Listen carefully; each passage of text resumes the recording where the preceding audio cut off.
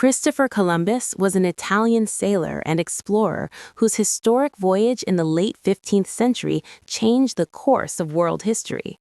During that time, European traders were searching for new sea routes to Asia, especially to India and China, because the traditional land routes had become dangerous and expensive. Columbus believed that by sailing west across the Atlantic Ocean, he could reach Asia more quickly. For many years, he tried to convince different European rulers to support his plan. Eventually, King Ferdinand and Queen Isabella of Spain agreed to finance his expedition. On August 3, 1492, Columbus set sail from the Spanish port of Palos with 3 ships named the Niña, the Pinta, and the Santa Maria.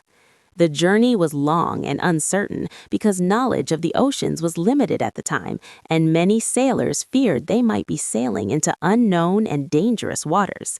After several weeks at sea, on October 12, 1492, Columbus and his crew finally sighted land. They had reached an island in what is now known as the Bahamas. Columbus believed he had arrived near Asia, which is why he called the local inhabitants Indians, although they were actually the native peoples of the Americas. Columbus never realized that he had encountered a previously unknown continent for Europeans, but his voyage became one of the most significant turning points in history. It opened the way for further exploration and contact between Europe and the Americas. Columbus later made 3 more voyages to the Caribbean region, exploring several islands and territories. His expeditions encouraged other explorers to travel across the Atlantic and search for new lands and trade opportunities.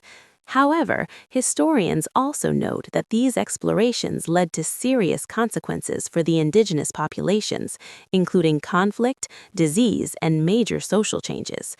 Despite these complex outcomes, Columbus's journey marked a beginning of a new era of global exploration and interaction between different parts of the world, ultimately reshaping trade, culture, and the course of human history.